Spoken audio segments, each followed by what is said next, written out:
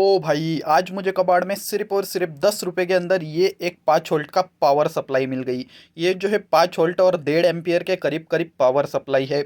इसकी मुझे वैसे तो काफ़ी ज़्यादा ज़रूरत थी, और ये अगर मैं मार्केट से ख़रीदने की कोशिश करता तो ये मुझे कम से कम यहाँ पे 80 से 90 रुपए की तो मिलती ही मिलती। लेकिन कबाड़ के अंदर ये मुझे सिर्फ और सिर्फ 10 रुपए की मिल गई है।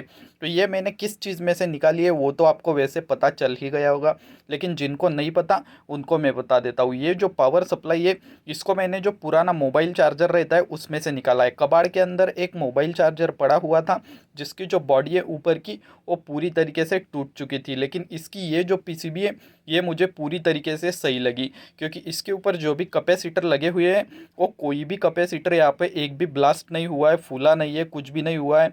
उसके साथ साथ ये यहाँ पे जो एफ आर मतलब फ्यूज़ रजिस्टर लगा हुआ है ये भी सही सलामत है, ख़राब नहीं है। जो डायोड दिख रही है ये भी पूरी तरीके से सही लग रहे हैं, और मुझे लगता है कि ये किसी अच्छी कंपनी का, अच्छी ब्रांड का मोबाइल चार्जर होगा शायद, क्योंकि इसके ऊपर सब कुछ मेंशन्ड है। और इसकी जो क्वालिटी है वो मुझे काफ़ी ज़्यादा अच्छी लग रही है। और मैं जो इन्वर्टर बनाने वाला हूँ आपको तो पता ही होगा कि क्योंकि मैंने इन्वर्टर के जो बाकी की चीज़ें जो है उनके ऊपर इसी चैनल के ऊपर वीडियोस बना दिए हैं। तो मैं इन्वर्टर बनाने वाला हूँ, तो उसके अंदर मैं जो 3.7 वोल्ट की बैटरीज लगाने वाला हूँ उनको चार्ज करने के लिए मुझे इस तरीके के 5 वोल्ट के चार्जर की पावर सप्लाई की ज़रूरत थी।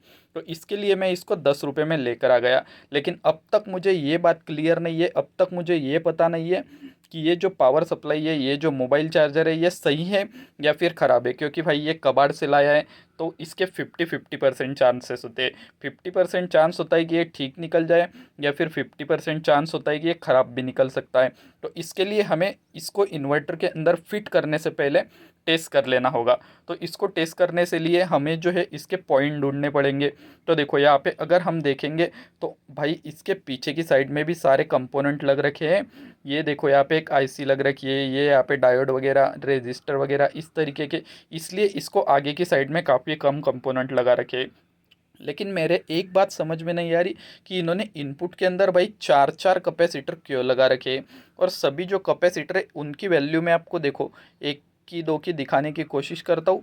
तो ये जो कैपेसिटर है ना, ये यहाँ पे 400 वोल्ट के अंदर है। कहाँ पे लिखा हुआ है भाई, मैंने देखा था। तो ये देखो इस साइड में लिखा हुआ है, ये देखो 400 वोल्ट के अंदर और 6.8 माइक्रोफेरेड के ये कैपेसिटर है। तो ये चारों जो कैपेसिटर है उनकी सेम वैल्यू है। तो हमें अगर इसको पावर देना है ना, तो इसको काफ़ी ज़्यादा सावधानी से पावर देना पड़ेगा।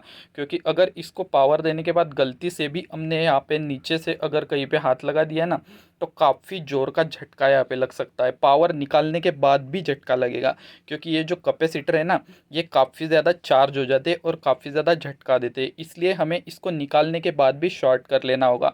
इसलिए अगर आप अच्छे से मतलब इलेक्ट्रॉनिक्स का नॉलेज नहीं रखते तो आप इस तरीके की चीज़ें ना करें, इस तरीके का खुला मोबाइल चार्जर या फिर कोई पावर सप्लाई ना चलाए। लेकिन अगर आपको नॉलेज है तो आप कर सकते हो। तो देखो यहाँ पे हम सबसे पहले तो देख लेते हैं कि इसका इनपुट कहाँ है।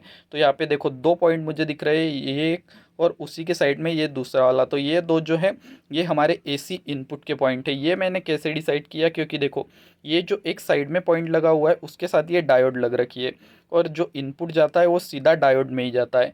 और उसके बाद ये जो दूसरी साइड वाला टर्मिनल है उसके साथ ये फ्यूज़ रेजिस्टर लग रखा है, तो फ्यूज़ जो है वो भी इनपुट में ही रहता है। तो इसलिए ये जो दोनों पॉइंट है ये हमारे यहाँ पे 220 वोल्ट इनपुट के, और आउटपुट के पॉइंट यहाँ पे देखो ये जो कैपेसिटर है ना इसी के पैरेलल में हमें वायरें लगानी होती है। तो ये शायद 10 वोल्ट के अंदर होगा। देखो मैं आपको दिखा देता हूँ, ये जो है यहाँ पे 10 वोल्ट के अंदर और 330 माइक्रोफेरेड की है। और यहाँ पे कुछ लिखा हुआ, हाँ, तो यहाँ पे आप देख सकते हो कि पॉजिटिव लिखा हुआ है और यहाँ पे निगेटिव लिखा हुआ है। तो अब यहाँ पे एसी इनपुट के लिए दो वायर है और यहाँ पे पॉजिटिव निगेटिव के लिए दो वायर है। तो चलो मैं जल्दी से वायरों का भी जुगाड़ कर लेता हूँ। तो ये देखो उसके साथ लगाने के लिए मैं ये वाली वायरें लेकर आ गया। तो ये भी मुझे कबाड़ में ही मिली है। ये दो तो किसी एक पीसीबी के साथ लगी हुई थी, जो कि आपको ये ग्रे कलर की दिख रही है। और ये जो रेड और ब्लैक दिख रही है ना, ये मैंने जो पुरानी ख़राब चार्जर की जो डाटा केबल रहती है उसको कट करके निकाला है। तो ये यहाँ पे मैं आउटपुट के लिए लगाऊंगा, जो कि हमारा 5 वोल्ट आउटपुट आएगा। और ये जो दो वायरें हैं ग्रे वाली, इनको मैं सीधा ही एसी 220 वोल्ट के लिए सोल्डर कर दूंगा। तो चलो मैं जल्दी से इसके साथ इन वायरों को सोल्डर कर देता हूँ। उसके बाद हम इसको सीधा बोर्ड के अंदर लगा के देखेंगे कि इसमें से 5 वोल्ट आउटपुट मिलता है या नहीं यहाँ पे हमें। तो गाइज़ आप देख सकते हो कि मैंने इसके साथ ये जो वायरें आपको दिखाई थी वो लगा दी है यहाँ पे एसी के लिए, और ये यहाँ पे हमारा डीसी 5 वोल्ट आउटपुट के लिए। तो अब देखना बस ये है कि इसमें से 5 वोल्ट आता है या नहीं। तो चलो अब यहाँ पे हम क्या करते हैं, एसी 220 वोल्ट की जो वायर है इनको सीधा बोर्ड के अंदर नहीं लगाते, क्योंकि इसके अंदर अगर कहीं पे शॉर्ट सर्किट रहा कुछ रहा तो हमारा जो फ्यूज़ है वो भी उड़ सकता है, या फिर घर में कोई शॉर्ट सर्किट हो सकता है। तो इससे बचने के लिए और इसको सेफली टेस्ट करने के लिए हम हर बार की तरह जो मेथड यूज़ करते हैं वही यूज़ करेंगे। हम क्या करेंगे कि इस तरीके का जो 100 वाट का बल्ब है इसको इसके सीरीज़ में कनेक्ट करेंगे। मतलब इसकी ये जो दोनों वायर है इसको मैं यहाँ पे कनेक्ट कर देता हूँ एसी की जो वायर है इसके साथ, और फिर ये जो पिन है इसको प्लग के अंदर लगा दूंगा। तो अगर सब कुछ सही रहा तो इसमें से 5 वोल्ट आउटपुट आ जाएगा, या फिर इसमें कहीं पे शॉर्ट सर्किट रहा कुछ रहा तो ये जो बल्ब है ये जल जाएगा। और इसके ऊपर देखो यहाँ पे अगर हम इसको देखेंगे तो इस पे हमें कोई भी इंडिकेटर एलईडी देखने को नहीं मिल रहा है। तो हमें पता कैसे चलेगा कि इसमें 5 वोल्ट आ रहा है या नहीं।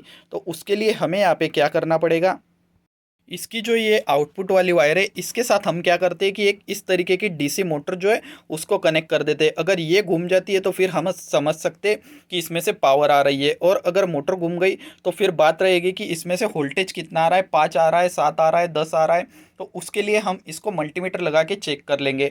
तो आप ऐसे मोटर या फिर कोई लाइट वगैरह 5 वोल्ट का यहाँ पे लगा के चेक कर सकते हो। तो चलो मैं यहाँ पे मोटर लगा देता हूँ और ये लाइट जो है इसको सीरीज़ में कनेक्ट कर देता हूँ, और फिर इसकी पिन को प्लग में लगा देता हूँ और आपको दिखाता हूँ कि यहाँ पे क्या होता है। तो गाइज आप देख सकते हो कि यहाँ पे मैंने सब कुछ सेटअप लगा दिया है, इसके वायरों के साथ सीरीज बल्ब अटैच कर दिया है, और ये मोटर जो है इसके साथ में एक इस तरीके का कागज़ का टेप जो टुकड़ा आता है उसको लगा दिया है। तो चलो अब मैं जो स्विच है उसको प्लग से ऑन कर देता हूँ और देखते हैं कि यहाँ पे क्या होता है। तो देखो गाइज मैंने जो स्विच है उसको ऑन कर दिया है, और आप देख सकते हो यहाँ पे जो बल्ब है वो बिल्कुल भी नहीं ग्लो कर रहा है, और हमारी ये जो मोटर है ये पूरी स्पीड के साथ यहाँ पे घूम रही है। देखो आपको घूमती हुई ये दिख रही होंगी। चलो मैं आपको एक बार इसको बंद करवा के भी दिखा देता हूँ। देखो जो मोटर है वो रुक चुकी है, और अब मैं फिर से स्विच जो है उसको ऑन करता हूँ। देखो आपने देखा कि जो मोटर है वो चल रही है, इसका मतलब इसमें से जो है 100% ये ओके, इसमें से वोल्टेज तो आ रहा है, लेकिन कितना आ रहा है ये हमने अभी मेजर नहीं किया है। तो चलो मैं जल्दी से मोटर को हटाता हूँ और उसकी जगह पे मल्टीमीटर को डीसी के ऊपर सेट करके वहाँ पे कनेक्ट कर देता हूँ। फिर हम देख पाएंगे कि इसमें से वोल्टेज आ रहा है तो कितना वोल्टेज आ रहा है। तो गाइज यहाँ पे मैंने मोटर को हटा के मल्टीमीटर को सेट कर दिया है। तो चलो अब मैं स्विच जो है उसको ऑन कर देता हूँ प्लग से। तो देखो मैंने जैसे ही स्विच को ऑन किया तो मल्टीमीटर वोल्टेज दिखा रहा है, और आप देख सकते हो कि वोल्टेज कितना है, 5.184। इसका मतलब ये जो है एकदम एक्यूरेट 5 वोल्ट निकाल रहा है। इतना ही हमें चाहिए था उन बैटरी को चार्ज करने के लिए। मैंने तो आपको पहले ही कहा था कि ये जो यहाँ पे हमारा जो पावर सप्लाई है ये ओके ही निकलेगा, क्योंकि इसकी जो दिखने के ऊपर मुझे ठीक ही लग रहा था। तो चलो मैं इसको ऑफ कर देता हूँ। तो देखो अब इसका जो वोल्टेज है वो धीरे धीरे धीरे धीरे यहाँ पे डाउन हो जाएगा। देखो ये डाउन हो चुका है क्योंकि ये मैंने ऑफ कर दिया है। तो वैसे मुझे देखकर ही पता चल रहा था कि ये पावर सप्लाई पूरी तरीके से ओके हो सकती है, क्योंकि पीसीबी के ऊपर कहीं पे भी कोई डैमेज नहीं था, कहीं पे कोई दिक्कत नहीं थी। और आज यहाँ पे मेरा फ़ायदा हो गया है, क्योंकि मुझे इसकी काफ़ी ज़्यादा ज़रूरत थी, और ये मुझे सिर्फ 10 रुपये के अंदर मिल गया है। तो इसी तरीके से कबाड़ से मैं हर रोज़ कुछ ना कुछ लाते रहता हूँ और आपको उसके बारे में नॉलेज देता रहता हूँ, जिससे आप भी कम पैसे के अंदर अपना फ़ायदा कर सको। तो उसके लिए सिर्फ एक चीज़ आपको करना है कि इस चैनल को सब्सक्राइब कर लेना है और नोटिफिकेशन बिल ऑल पे सेट कर देना है, जिससे कि आपको ऐसे ही वीडियो सबसे पहले आगे मिल सके। और उसके साथ साथ भाई इतनी ज़्यादा मेहनत के लिए, आपको इतना नॉलेज देने के लिए बस एक लाइक कर देना इस वीडियो को। तो चलो मैं मिलता हूँ आपको कल सुबह 8 बजे, तब तक के लिए बाय बाय गाइज।